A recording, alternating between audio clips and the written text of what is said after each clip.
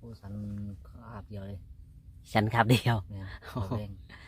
ตอนเช้าบ่ได้กินเลย บ่ได้กินบ่มีแนวกินบ่หรือว่าแนวใดตอนแรกเดียวอ๋อเอาตอนแรงเทื่อเดียวเลยเนาะแม่นอ่าแต่ไอ้สิงเพิ่นกินแมลงเพียงเดียวนอนนี่บ่เมื่อคืนนี้ก็ได้ นอนนี่อ๋อ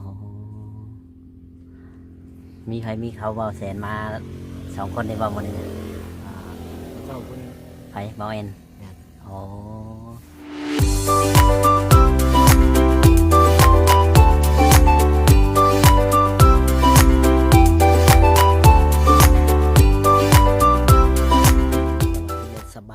สบายดีพ่อแม่พี่น้อง FC ที่หักแพงบ่ว่า FC พังลาวพังไทยแล้วก็ต่างประเทศนำเด้อพ่อแม่พี่น้องเนาะมามื้อนี้ก็มาพบพ่อกับช่องบ่จอย Channel อีกแล้วพ่อแม่พี่น้องเนาะมื้อนี้บ่จอยก็มาหาทางไอ้สิงห์เพิ่นคือเก่านั่นแหละพี่น้องเอ้ยเนาะก็บ่ได้ไปทางใดมื้อนี้ก็เดินทางมาหาทางไอ้สิงห์เพิ่นที่ว่ามื้อนี้คือได้ยินข่าวว่าเพิ่นมีข่าวดีบ่หรือว่าเรื่องซื้อที่ดินที่ดอนนั่นแหละพี่น้องเนาะก็สิมาสอบถามทางไอ้สิงห์เพิ่นเนาะพี่น้องมื้อนี้ก็เตรียมรถอัดสิแล่นผ่านบางแห่งแน่น้อยหนึงก็บ่ว่ากันเนาะพ่อแม่พี่น้อง FC ที่หักแพงทุกท่านทุกคนที่เข้ามาดูมาชมเนาะมื้อนี้ก็มาหาทางอ้ายเพิ่นเลยเนาะเพราะว่าเพิ่นก็อยู่ในกระต๊อบหลังจากว่าทางขับบ่แซนเพิ่นก็ได้ถ่ายเป็นที่เรียบร้อยแล้วเนาะทางนี้ก็บ่จอยก็สิไปหาทางเพิ่นเลยพี่น้องเนาะว่าเพิ่น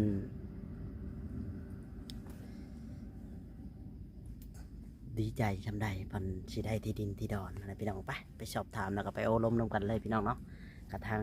บ่สิงเลยพี่น้องเอ้ยเนาะบ่ว่าหลายจะห่างไปพบพ่อกับเพิ่นเลยทางเรือนทางชาติของไอ้สิงเพิ่นพี่น้องเอ้ยเนาะว้ามีฮอดไฟแสงอาทิตย์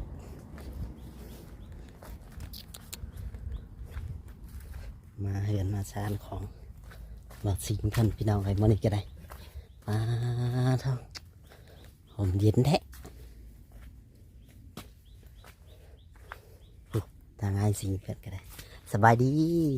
สบายดี ซื้อของเล็กๆน้อยๆมาฝากพอได้กิน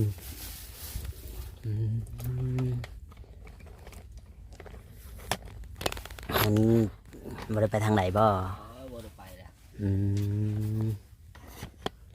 บ่ได้ไปได้กินข้าวกินน้ำยังโอ้สันอาบเดียวเลยฉันครับเดียว แม่นตอนแรก ตอนเช้าบ่ได้กินเลยบ่ได้กินบ่มีแนวกินบ่หรือว่าแนวใดตอนแรกเดียวอ๋อเอาตอนแรงเทื่อเดียวเลยเนาะแม่นแต่ไอ้สิงเพิ่นกินแมลงเพียงเดียวนอนนี่บ่เมื่อคืนนี้ก็ได้นอนนี่อ๋อมีใครมีเขาเบาแสนมา2 คนได้บ่มื้อนี้นะอ่าเจ้าคน ไผเบาแอนแม่นอ๋อเบาแอนก็มาแล้วเนาะนึ่งข้าวแต่เช้าวันนี้นึ่งเองบ่หรือว่ายังบ่ได้นึ่งคนเขาเยอะ อุ่นข้าวเย็นอะไรสิไปแล้วอุ่นข้าวเย็นพี่น้องไปคือเห็นไฟแสงอาทิตย์บ่วันนี้คือเมื่อวานนี่ แม่น โอ้สว่างอยู่ปะดีได้ไฟแสงอาทิตย์พอได้ส่องเนาะดีใจอยู่ปะ บ่ได้ใหญ่เลย โอ้ก็ได้หลายๆอย่างเลยที่นี่คือได้ยินข่าวว่าสิมีข่าวดีมาบ่เรื่องที่ดินที่ดอนบ่เขาผู้ใหญ่ทางไหนมีผู้จักอยู่บ่ทางบ่อแสนบ่โอ้ดีใจทำไมสิ่งเพิ่นพี่น้องเลยเนาะมันกันสิได้ที่ดินเป็นของตัวเองผู้ได้มากินนี่คือหลายคนแท้คนที่มากินนี่เนี่ยคนรู้จักกับเจ้าบ่คนรู้จักโอ้คนบ้านเดียวกันเมื่อก่อนบ่คนทักคนคนรู้จักกันเนาะก็เลยมาเยี่ยมมายามมาให้กำลังใจนี่แหละพี่น้องเลยทางสิ่งกับมีน้ำมีในกินก็สะดวกสบายขึ้นสะดวกสบายกว่าแต่เก่าวะสะดวกสบายกว่าแต่เก่าอยู่เนาะแม่นดีแล้วจะมีความสุขเขากะเห็นจะมีความสุขกะดีใจเนาะใครกว่าแต่ก่อนเนาะไปหมดเมืองหมดเว้นมาวันนี้เดี๋ยวกบเริ่มแปลนขึ้นหลายอย่างเลยดิดีใจนะครับนี่เพิ่นซื้อมาเพิ่มเติมว่ะใครซื้อมาให้นี่นะอ๋อทางบ่อแสน ของหยังก็อยู่นี่แหละเนาะอย่ามันเสียเพราะว่าหยังดอกเฮาก็บ่ฮู้จิตใจคนคือกันถึงเฮาไปมาบ่เหลือหยังก็มีคนเฮาก็บ่ฮู้เรื่องเลยดีใจถึงว่ามีน้ำกินน้ำใช้นี่ไปเอาอยู่ไสเด้อเอานี่บ่เอานี่หรือว่า เราเดี๋ยวนี้ดอก อ๋อไปเอาน้อยๆมาล้างถ้วยล้างบวงคือแล้วเนาะในรายเจ้ากับพยายามทำครับความสะอาดให้มันเป็นดีใจนะพี่น้อยกินข้าวมื้อละข้าวบ่อยากบ่หรือว่าอย่างไร ยังบ่อยากเลย ยังบ่อยากตอนเช้านี่แบบว่าห้ามบ่เคยกินแบบนี้บ่ เนี่ย เอาอะไรมันก็ทำให้เรากินข้าวมื้อละข้าวเนาะอืมนี่ดีกินแล้วแม่นะน้ำนะกินแล้วขันอยากเดี๋ยวมันยาเย็นได้กันหน่อยมันบ่แซ่บ ยังบ่อยากเลย อ๋อยังบ่อยากก็บ่เป็นหยังจ้ะย่านว่ากินจนตอนเย็นๆมันยังมีแห้งอ่ะนะ ยังอยาก อ๋อดีแท้อันนี้เพิ่นก็ซื้อมาให้ใหม่บ่นี่นะ เนี่ย อ๋อเขาเอิ้นเตียงหรือแขน เขาเอิ้นบ้านเจ้าเอิ้นนี่แหละ เตียงเลย อืมเตียงเนาะย่านว่าบ่เอิ้นบ่คือกันบางบ้านมันก็เอิ้นบ่คือกันนั่นนะ เนี่ย เฮาก็เลยอยากถามมะม่วงไผเอามาให้นะ เอาพวกเพิ่นเอามาให้เถิงแล้ว ยังกินบ่หมดเนาะ ตัวใดมันเน่าแล้วก็ทิ่มตัวใดกินบ่หมดอยู่เลยมะม่วงนอนอยู่สบายนอนกลางอันนั้นบ่กลางเต็นท์บ่ เนี่ย อ๋อ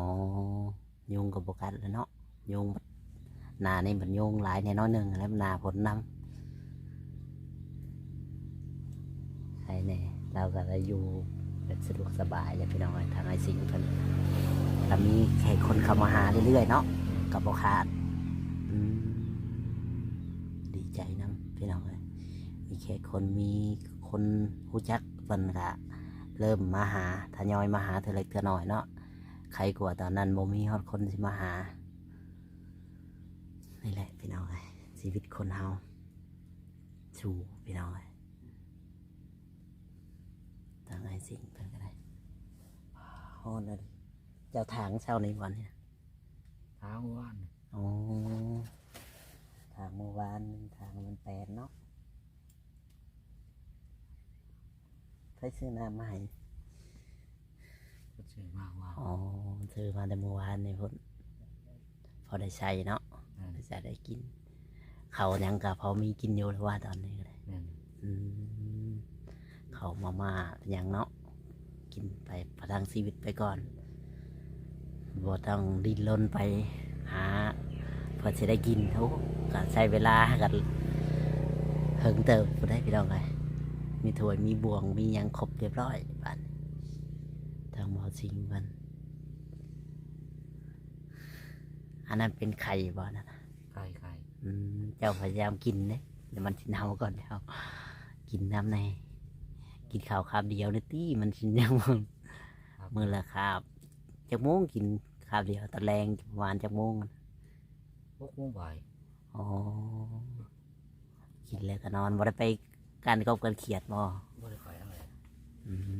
บ่ได้ไปใช่เนาะเราก็อยู่บ้านนี่แหละพี่น้องเนาะอยู่เพื่อนอยู่ทานกันที่ดินเพิ่นนี่เจ้าของดินเพิ่นก็มาแหละบ่เจ้าของดินที่ว่าเจ้าอยู่นี่แหละอ๋อเพิ่นมาแล้วเพิ่นว่าเพิ่นยังอ๋อเพิ่นให้อยู่เนาะเพิ่นให้อยู่พี่น้องเอ้ยเพิ่นให้อยู่ให้เช้าใครอยู่ดอกมันแปลนแล้วมันกวางมันควงดูนอนนี่รถแลนบุญนเลยเนาะก็นอนหูมืออยู่ปะหรือว่านอนหลับสมิทเลยบ่หูมือเขาเสียงรถ ก็หูเมื่อยอยู่ ตื่นจากโมงเช้านี่นะ ตื่น7 โมง อ๋อ7 โมงก็อุ่นข้าวอุ่นน้ำอยู่แล้วเนาะไว้ไปอาบน้ำนะใช่กูมึง อาบน้ำนอง อาบน้ำในน้องใกล้ๆนี่ ครับ อ๋อแล้วก็อาบน้ำแล้วก็หิวมาใส่น้ำเนาะตัวใดอันนั้นนะก็หิวมาใส่พอได้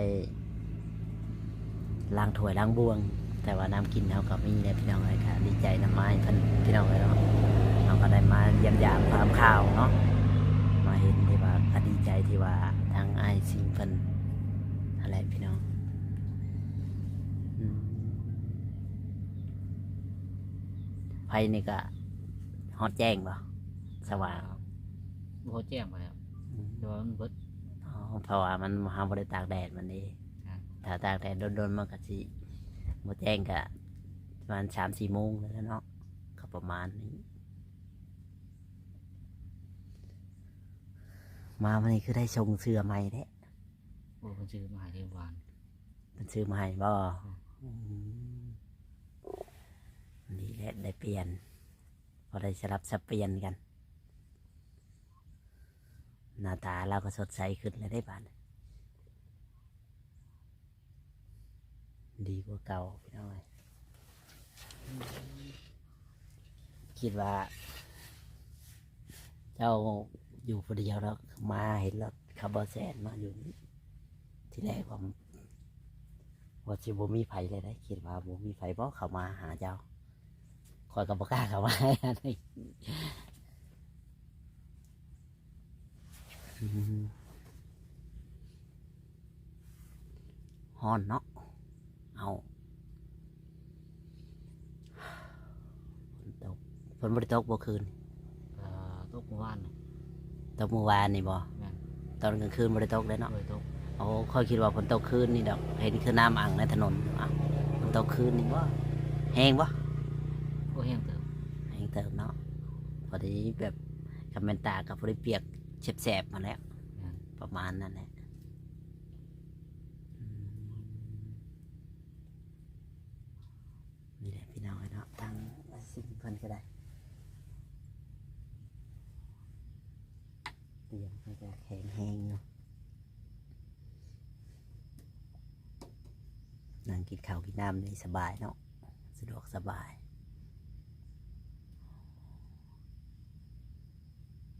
แนะนำในนอนกับพันดีอยู่ป่ะ โอ้บ่ได้ค่อยฝันปานใด บ่เคยพันบ่เลยว่าเคยพันเนี่ย บ่เคยฝัน บ่เคยพันช้ำยันว่าพันเห็นเลขเห็นเบอร์เห็นหวย เคยซื้อเลขซื้อหวยอยู่ป่ะ บ่เคย บ่เคยอืมก็เลยบ่ได้พันเนาะมันก็เลยทำให้เราบ่ได้พันเราบ่ได้คิดอย่างเนาะแบบว่าสบายปล่อยเพราะว่าเจ้านี่ปล่อยวางทุกอย่างนั่นแหละพี่น้องเอ้ยชีวิตของไอ้สิ่งมีน้ำมีผ้าห่มผ้าปกนอนสบายอาบน้ำอาบน้ำอะไรพื้นนี่ก็หามาแต่ในป่าเลยแหล้วเนาะเอามาดังก็บอกมดง่ายแล้วกินข้าวคำเดียว กินนานมดแล้วคนคนเดียวกินข้าวคำเดียวมันก็นานมดมันพออยากบ่เลยว่าซ้ำให้ในไรมันทำหม มั ด นยังบ่อยากบ่เศร้า หรือว่าเจ้ากินอย่างอื่นไปนำก่อนหน้านี้ปะแบบว่า บ่มีแหละ ผมไม่ได้แล้วอื่นทำกับบริกินต่อเนาะ อ่า อืมแบบว่า เราบ่เคยกินแบบ2-3 เวลากินเวลาเดียวคำ6 โมงยังทีเดียว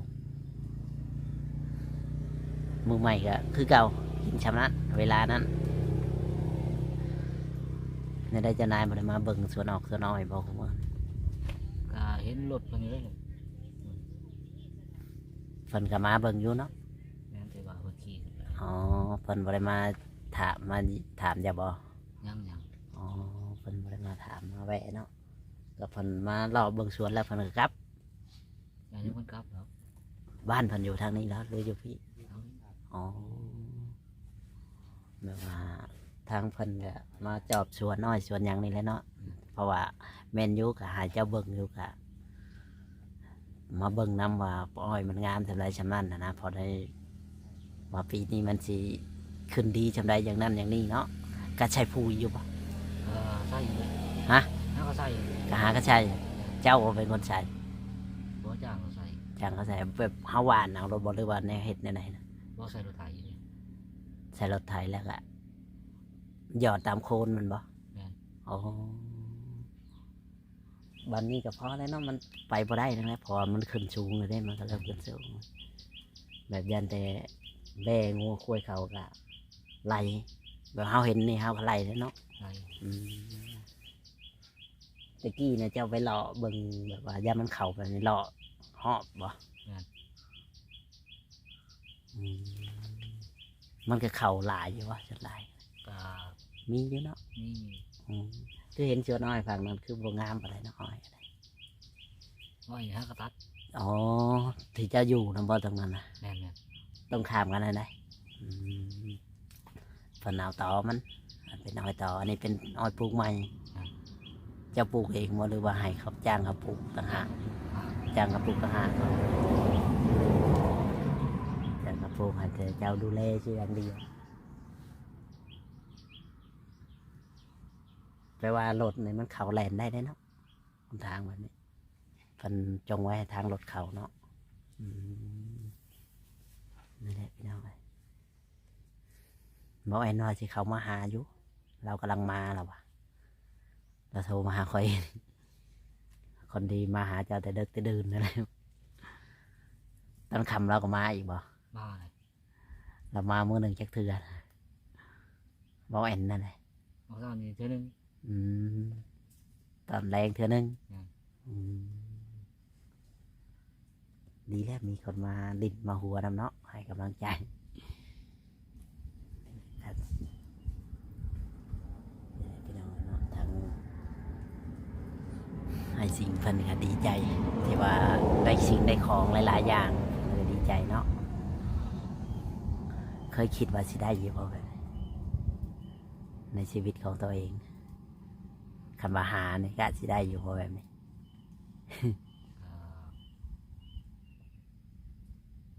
งูเลยมัน กันยัง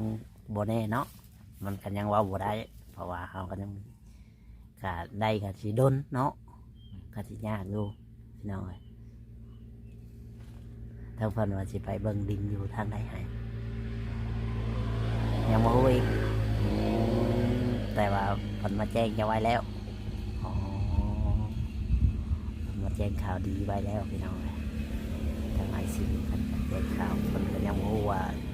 สิไปหาซื้อทางใดเนาะมันยังบ่มีขายตอนนี้โอ้ก็ต้องรอรุ่นนำกันว่าสิได้อยู่ใช่เนาะคันแม่นได้ก็สิย้ายไปอยู่พุ่นรถบ่หรือว่าจังได ฟังเบิ่งก่อน ฟังเบิ่งก่อนเนาะอืมให้มันได้ก่อนเนาะอย่างว่าอีกทีนึงอะนะเฮาก็ยังบ่ได้ตัดสินใจกันได้อ่านไปเร็วๆก็มีก็ได้แหละก็ชิปมาเบิ่งอีกมาสวนอ้อยหรือว่าบ่ได้มาเบิ่งนึงหรือว่าจังได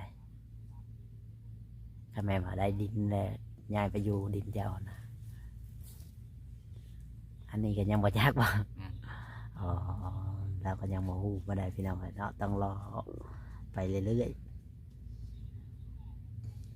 นั่นแหละสิ่งเพิ่นโอเคพี่น้องเอ้ยคลิปนี้กับบ่มีหยังหลายเฮาก็มาเยี่ยมมายามมาให้กำลังใจเพิ่น